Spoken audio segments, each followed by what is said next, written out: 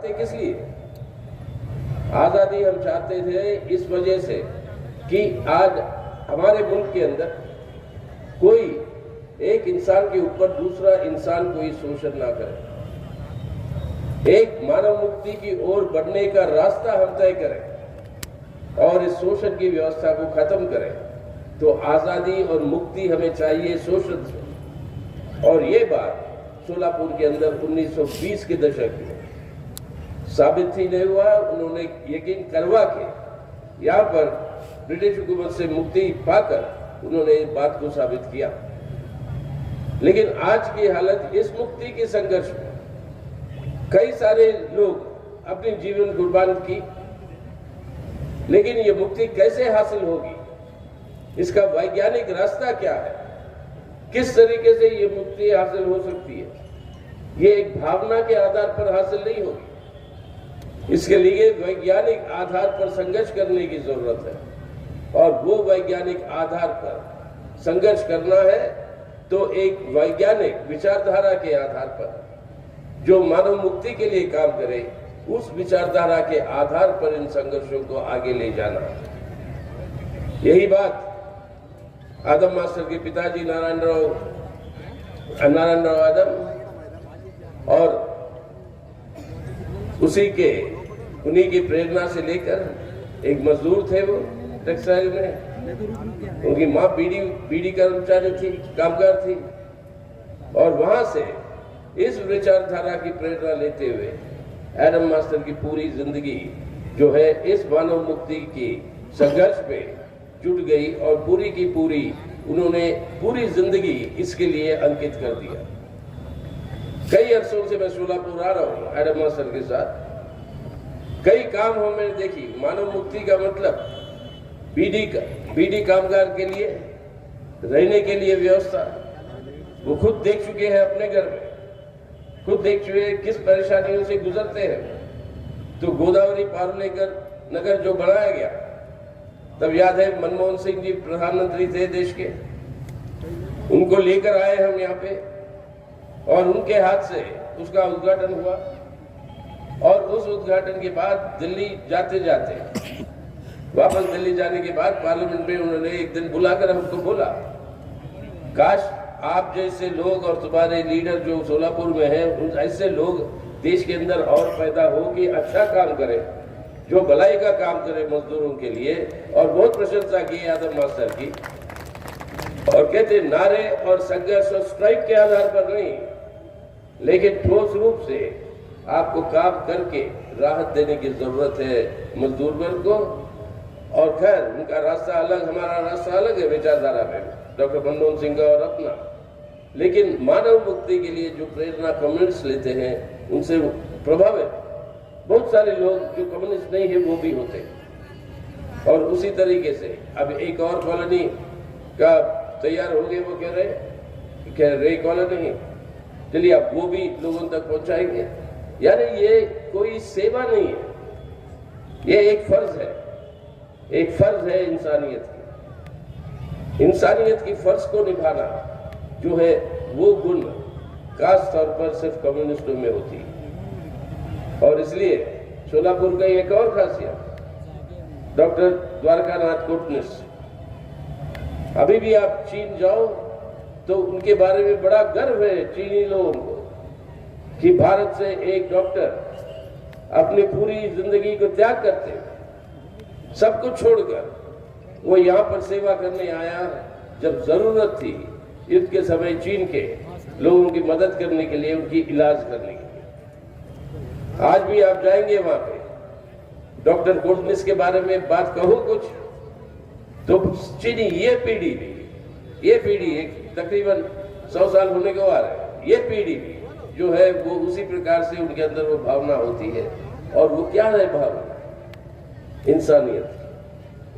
और इंसानियत की भावना के बिना आज कोई मानव मुक्ति का संघर्ष आगे नहीं बढ़ सकता। हर समय लोग कहते हैं तुम कम्युनिस्ट लोग तो नास्तिक हो, तुम्हें कोई आस्था नहीं है, किसी भगवान या अल्लाह में कोई आस्था नहीं है आपकी। तो हमने बोला देखिए भाई, हम नास्तिक जरूर हो गए, लेकिन हमारा भी एक धर्म है हमारा भी एक आस्था है और हमारा आस्था है इंसानियत का। इंसानियत हमारा आस्था है, भगवान भी इंसानी है और इंसानियत के आधार पर कम्युनिस्ट पार्टी चलती है और वही उसूल रही है नस्ल आदम की पूरी जिंदगी में। ये इंसानियत के आधार को लेकर, उस आस्था को लेकर कम्युनिस्ट जो सेवा भी करता है वो मानव मुक्ति की ओर संघर्षों को मजबूत करने के लिए। और ये जिंदगी जो हमें मिलती है, एक महान क्रांतिकारी ने एक बार कहा था, हम सबको एक बार जिंदगी मिलती है, एक बार जो जिंदगी मिली, इस जिंदगी को कैसे हम इस्तेमाल करेंगे? जन सेवा में इस्तेमाल करें, समाज सेवा में इस्तेमाल करें, मानव मुक्ति के लिए इस्तेमाल करें, या अपने स्वार्थ के लिए लूट मचाते हुए जैसे हमारे देश के अंदर शासक वर्ग रहते हैं उस तरीके की जिंदगी निभाए। तो ये एडम मास्टर का निर्णय है और यही एक क्रांतिकारी का पहचान है। क्रांतिकारी का पहचान यही है कि ये जो जिंदगी मुझे एक बार मिली है, मैं इस जिंदगी को अंकित कर दूंगा हमारे समाज और मानव मुक्ति के लिए, और उसके लिए पूरी जिंदगी को अंकित कर कर वो जो है अपने काम करते हुए आए। इसलिए वो जब बोलते हैं, अक्सर लोग हमसे पूछते थे, बाहर आपके महाराष्ट्र और सोलापुर से बाहर लोग हमसे पूछते थे कि इतना चिल्लाता क्यों है आदम मास्टर? बोलते समय बड़ी जोर से बोलते हैं, आप तो जानते हैं ना, जब वो बोलते हैं बड़े जोर जोर से बोलते हैं, तो बाहर के लोग थोड़े परेशान हो जाते हैं। वो कहते हैं भाई इतना चिल्ला क्यों रहा है? मैं ये इसलिए नहीं चिल्ला रहा क्योंकि चिल्लाने की उसको जो है इरादा है, वो इसलिए चिल्ला रहा क्योंकि वो देख रहा है किस तरीके की शोषण और जुल्म हो रही है, और वो गुस्सा जो चिल्लाने में आती है वो आती है शोषण और जुल्म के खिलाफ, और उससे मुक्ति पाने के लिए ये जो गुस्सा जो आता है वो एक कम्युनिस्टों की पहचान है। तो ये पहचान के आधार पर एक बार जो जिंदगी मिली वो अंकित किए मानव मुक्ति के लिए, और उसी रास्ते पे अभी भी चल रहे हैं। 3 बार आपके एमएलए हुए नामदार, और कई बार हमारे साथ दिल्ली के अंदर भी महाराष्ट्र के बारे में जब चर्चा होती है तो उसके अंदर वो भाग लेते रहे हैं। लेकिन ये दोनों बातें याद रखिएगा, जो आजादी के संघर्ष में शहीद जो हुए अपने 4, उनका उसूल था एक ऐसा देश जो ब्रिटिश हुकूमत की गुलामी से छुटकारा पाकर एक ऐसी व्यवस्था बने जहां पर कुशलता के आधार पर बिना शोषण की व्यवस्था को कायम कर सके। और दूसरा उसूल डॉक्टर द्वारकानाथ चिटनिस का जो इंसानियत का उसूल, ये दोनों उसूल को किस तरीके से खिलवाड़ आज अपने देश के अंदर हो रहा है इसको भी समझने की जरूरत है। हम देश की आजादी मांगते हैं, अपनी आज प्रधानमंत्री बड़ी जोरों से कहते हैं आत्मनिर्भरता। हमारे संविधान के अंदर जो लिखा गया वो आत्मनिर्भरता नहीं है, हमारे संविधान के अंदर जो लिखा गया है वो है आत्मसंप्रभुता, यानी देश की संपत्ति के मालिक आप और हम हैं। कोई देश के पूंजीपति नहीं, कोई सरमायादार नहीं और कोई शासक पार्टी नहीं, ये देश के लोगों की संपत्ति। और आज इस लोगों की संपत्ति के ऊपर किस तरीके की लूट मची हुई है ये हम सब देख रहे हैं हर दिन। इतने बड़े बड़े कांड हो जाते हैं लूट के, ना हमारे कोर्ट कचहरी उसके ऊपर न्याय दिला सकी। अब जो अडानी के बारे में जितने ये बड़ा कांड जो हुआ उसके बारे में जांच की मांग करो, वो भी हमारे प्रधानमंत्री स्वीकार नहीं करते क्योंकि अडानी का जुड़ाव है उनके साथ। देश के अंदर बड़े बड़े पूंजीपतियों की जुड़ाव इस सरकार के साथ जो हो चुकी है, उसके चलते हुए हालत क्या होगी। पार्लियामेंट का पूरा सदन नहीं चल पाया क्योंकि जवाब नहीं देना चाहते प्रधानमंत्री, और कह देते हैं कि 140 करोड़ लोग हमारे पीछे हैं।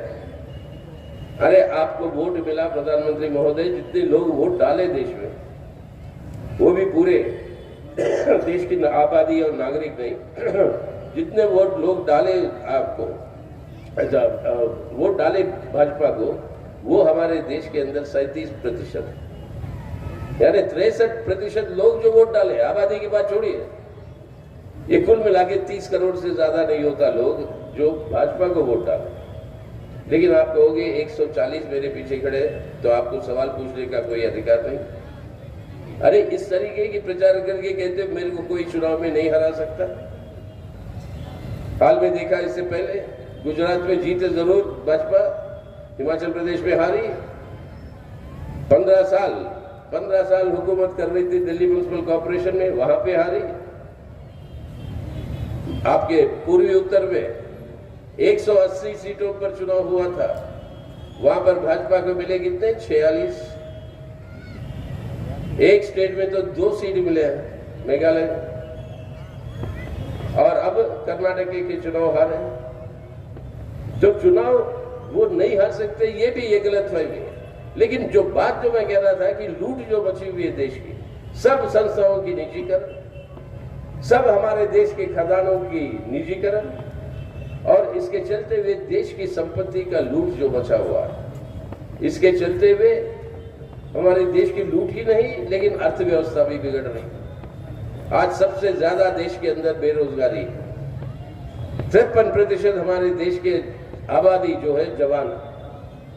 अगर इस जवान को हम शिक्षा, स्वास्थ्य और रोजगार देते हैं, एक नया भारत हमारा नौजवान खुद बनाएगा और किसी की जरूरत नहीं है हमें। लेकिन वो देने के लिए सरकार कहती है साधन नहीं। साधन कहां जा रहे हैं देश के? 11 लाख करोड़, पिछले 9 साल में 11 लाख करोड़ रुपए की कर्ज माफी हो जाती है आपके बड़े बड़े पूंजीपतियों की, जो बैंकों से कर्ज लेकर कई सारे देश छोड़कर भाग भी है, और उनके ऊपर कोई कार्रवाई नहीं कर सकती है ये सरकार।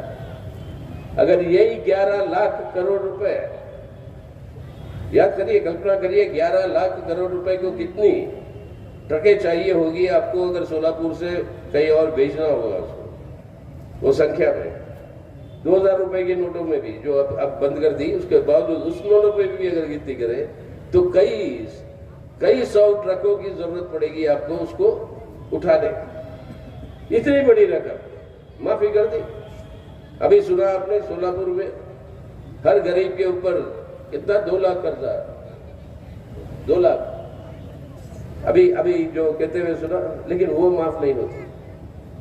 हमारे किसान, उसकी गाय, भैंस, घर सब गिरवी कर वो जो है ऋण लेता है, वो माफ नहीं होता। तो यही कहना है कि ये जो लूट जो मचा हुआ है, इसको बंद करके वही पैसा अगर सरकार लगाएगी अपने इंफ्रास्ट्रक्चर बनाने में, यानी गांव के सड़कें बनाओ, सिंचाई के नहरें खुदवाओ, जिन गांवों में पीने का पानी नहीं है वहां पे कुएं खुदवाओ। अगर ये सब काम करना है तो करोड़ों की तादाद में नौजवानों को नौकरी देने की जरूरत पड़ेगी। अब वो नौजवान को जब नौकरी मिलकर तनख्वाह मिलेगा, वो जब अपना तनख्वाह खर्च करने लगेगा, तो ये सब MSME और ये छोटे मोटे कारखाने जो बंद पड़े हैं वो सब खुलने लगेंगे, क्योंकि देश के अंदर मांग बढ़ेगा। तो रास्ता है सामने, रास्ता है जो जन कल्याण के आधार पर आर्थिक विकास करने के लिए। लेकिन आज ढिंडोरा पीटते हैं कि बड़ी आर्थिक विकास हो रही है, दुनिया में सबसे आगे आर्थिक विकास में भारत है आंकड़ों के हिसाब से। आंकड़ों को किसी तरीके से भी तब्दीली करिए, हो सकता है वो बात, लेकिन आज क्या निकले आंकड़े इसी मोदी सरकार के? पिछले 1 साल में देश के अंदर औद्योगिक उत्पादन 1/3 हो गई। कोर सेक्टर 8 होते हैं देश में, इन 8 कोर सेक्टरों की आज आई है खबर, 8 सेक्टरों की पिछले साल 9.5% का विकास था। इस साल वो घट के 3.5% पे उतर गए। उत्पादन ही नहीं हो रहा। क्यों नहीं हो रहा? लोगों के हाथ में खरीदने की क्षमता नहीं है। लोगों के हाथ में खरीदने की क्षमता क्यों नहीं है? क्योंकि बेरोजगारी बढ़ते जा रही है और साथ ही साथ महंगाई बढ़ते जा रही है। तो बेकारी, गरीबी, महंगाई, बेरोजगारी और उसके साथ निश्चित है भुखमरी भी बढ़ते जा रही है। उसके चलते हुए देश के अंदर लोगों के हाथ में खरीदने की क्षमता नहीं है। वो क्षमता दे सकते हैं सरकारी निवेश करके, जैसे मैं बता रहा था, लेकिन वो काम ना करके देश की संपत्ति की लूट मची हुई।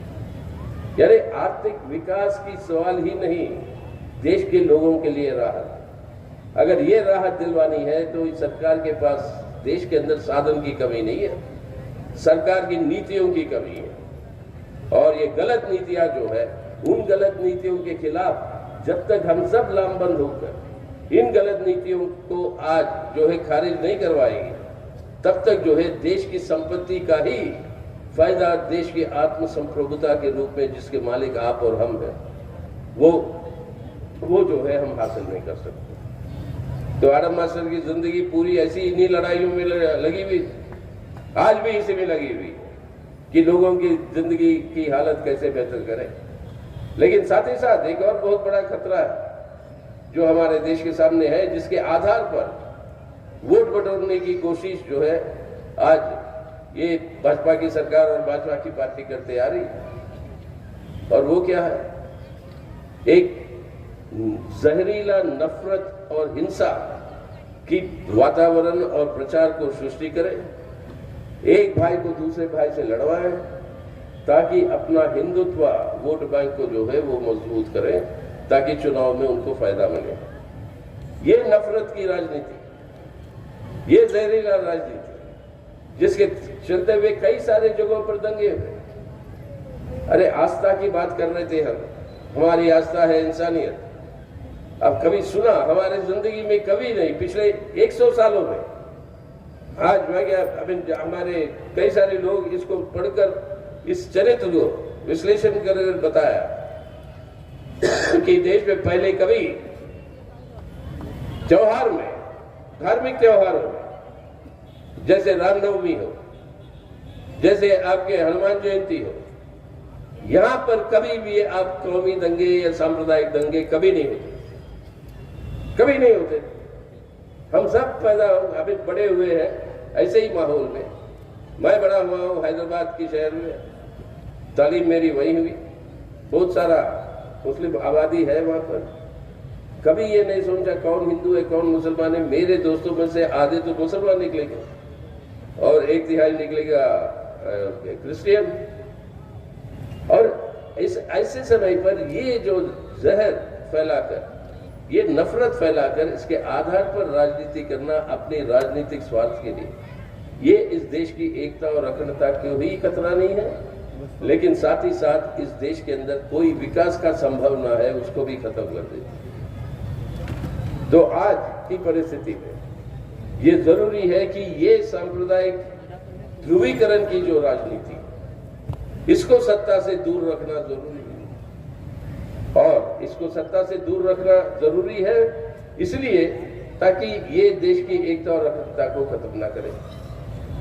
और दूसरी ओर ऐसे बातें करने वाले हमारे जैसे लोग अगर कुछ है तो उनके ऊपर एक और नया डंडा शुरू हो गई इस सरकार के चलते हुए, वो है आपके सीबीआई और ईडी। भाजपा ने एक बहुत नया एक ढांचा बना लिया कि इस जनतंत्र में चुनाव आप हार भी जाओ भाजपा, लेकिन सरकार भाजपा ही बनाएगी। यानी लोग आपको हरा दिया लेकिन सरकार आप ही बनाओगे, और यहाँ पर अपना पैसा, अपना धमकी, अपना सीबीआई, अपना ईडी इस्तेमाल करें। गोवा से शुरू करके कहाँ जा, पहले कर्नाटक में किया, इस बार कर्नाटक की जनता ने जवाब दिया, उनको हराया। फिर वहाँ से मध्य प्रदेश आए, मध्य प्रदेश से कई सारे पूर्वी नॉर्थ ईस्ट के अंदर वो यही काम किया। और इस तरीके से हमारे देश के अंदर जनतंत्र का और आपके महाराष्ट्र के अंदर आखिर वही काम हुआ। तो देश के अंदर जनतंत्र का को बिगाड़ने वाली व्यवस्था अगर कोई है, तो आज कोई पत्रकार हमें पूछ रहे थे, आप ईडी की निंदा कर रहे हो कि एक राजनीतिक डंडा के रूप में इस्तेमाल कर रहा भाजपा सरकार और मोदी साहब, क्या जो लोग गलत काम किए क्या उनको सजा नहीं होनी चाहिए? तो बोला बिल्कुल होनी चाहिए, सजा बिल्कुल दिलाइए जो गलत किया। लेकिन ये बताओ जब से मोदी साहब की सरकार आई, ईडी ने 5700 के करीब केसेस दर्ज किए और उसके अंदर सजा कितने लोगों को हुआ? सजा उनके अंदर हुआ 23 लोगों को। 5700 में से 23 लोग, और 23 में से राजनीतिक लोग कोई नहीं। तो ये बाकी सब ये केस किस लिए रजिस्टर किए भाई? परेशान करने। और वही पत्रकार से हमने ये भी पूछा कि अगर जिसके ऊपर केस दर्ज है वो भाजपा, वो अपनी पार्टी छोड़कर भाजपा में चले जाता है, तो वो केस कैसे गायब हो जाता? सजा दे रहे हो आप जो उसने गलती किया? तो ये इस तरीके से पूरी की पूरी अपनी देश की सरकारी यंत्र का पूरा दुरुपयोग हो रहा है, और दुरुपयोग करते हुए वो अपनी सत्ता को मजबूत करके देश की चरित्र को ही बदलने का प्रयास हो रहा है। एक धर्मनिरपेक्ष जनतंत्र का गणराज है भारत, आज उसको एक फांसीवादी कट्टरपंथी, एक हिंदुत्व राष्ट्र, हिंदुत्व का मतलब सावरकर साहब ने खुद कहा, जिन्होंने ये शब्द हिंदुत्व की को जन्म दिया था। उन्होंने खुद कहा कि हिंदुत्व का कुछ लेना देना नहीं है हिंदू धर्म से। हिंदुत्व एक राजनीतिक प्रोजेक्ट, और इस तरीके से एक फांसीवादी हिंदुत्व राष्ट्र के रूप में बदलना एक धर्मनिरपेक्ष जनतंत्र के गणराज्य को, यह है असली मकसद। और इसलिए आप देखते रहे देश के अंदर सभी तबकों के अंदर आज बेचैनी है, सभी संघर्ष के रास्ते पे उतरे हैं। किसान है अपने, मजदूर है अपने, अब अपने देश के पहलवान भी उतर गए। उसी पहलवान को जो बुलाकर प्रधानमंत्री जी चाय पिलाए थे अपने घर पे जब वो मेडल जीत के आए, जिसके हमने सब पूरी देश ने वाह की, आज उन्हीं को न्याय दिलाने में मुकर रहे हैं और उनकी बात सुनने के लिए तैयार नहीं। मणिपुर के अंदर 100 से ज्यादा लोगों की जान ली गई, कुछ हजारों लोग जो है वहां पर कैंपों में रह रहे हैं, लाचार, हजारों तादाद में उनकी पूरी डिस्प्लेसमेंट हो गई, घर बार छोड़कर भागना पड़ रहा। ऐसी हालत में वहां पे कोई ध्यान नहीं। किसमें व्यस्त है हमारे प्रधानमंत्री महोदय? नए पार्लियामेंट की इमारत की उद्घाटन। वो पार्लियामेंट की इमारत की उद्घाटन है या कोई राजाभिषेक है? मतलब ये सभी लोगों ने जो देखा उनको मतलब वो खुद ही तय कर सकते हैं वो क्या है। अरे पार्लियामेंट की इमारत की अहमियत नहीं है, पार्लियामेंट की अहमियत है। अब ये सांसद को मोदी साहब आने के बाद कैसे उसको ठुकराया गया? 2022 में हमारा संसद मिलता है 56 बार, 56 दिनों के लिए संसद मिलता है। इसके अंदर 40 दिनों के आसपास वो कोई चर्चा नहीं होती इस 56 में से। और पहले कितना हुआ करता था? पहले 20 साल जब आजादी के बाद जब पार्लियामेंट बनी, 211 दिन हर साल आपकी संसद बैठती थी और उसके अंदर चर्चा होता था लोगों की समस्याओं के ऊपर। आदेश दिए जाते थे सरकार को कि आपको क्या करना चाहिए। हर कानून जो बनता था उसके ऊपर गंभीरता से बहस होती थी, और बहस होने के लिए उन कानूनों को भेजते थे, विधेयकों को भेजते थे पार्लियामेंट के कमेटियों में, और वो कमेटियों में जो भेजते थे वहां पर विश्लेषण होकर उसको सुधारती थी कमेटियां। हम भी थे कमेटी के चेयरमैन 10 साल पार्लियामेंट में, हमें पता है कितनी मेहनत होती है उसको सुधारने में।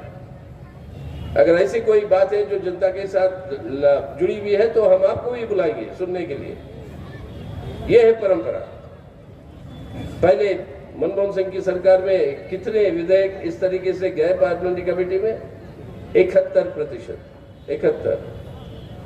अब मोदी साहब के चलते हुए कितने गए, कितने जा रहे हैं? 13%।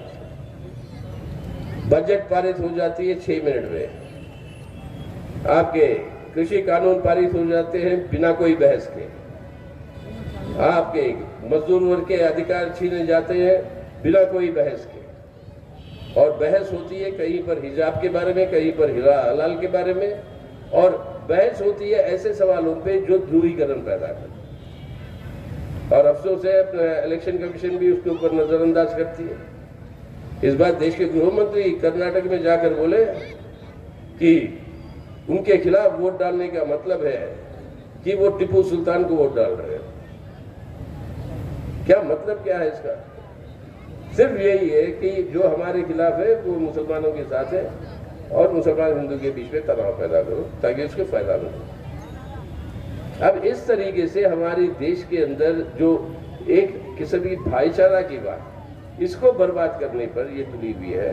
और जिस तरीके से टारगेट है बुलडोजर पॉलिटिक्स लिया कर या आपके टारगेट करके हमारे मुस्लिम भाई बहनों के ऊपर अटैक्स जो इस तरीके से जो करवा रहे कि उस नफरत को पैदा करके उसका राजनीतिक फायदा होता। तो ये सब जब देश के अंदर गंभीर समस्या है, एक इमारत की उद्घाटन में लगे रहते हैं और उसके अंदर भी गलत ऐतिहासिक परंपराओं के बारे में मतलब दावा करना, वो संगोल को ले आए।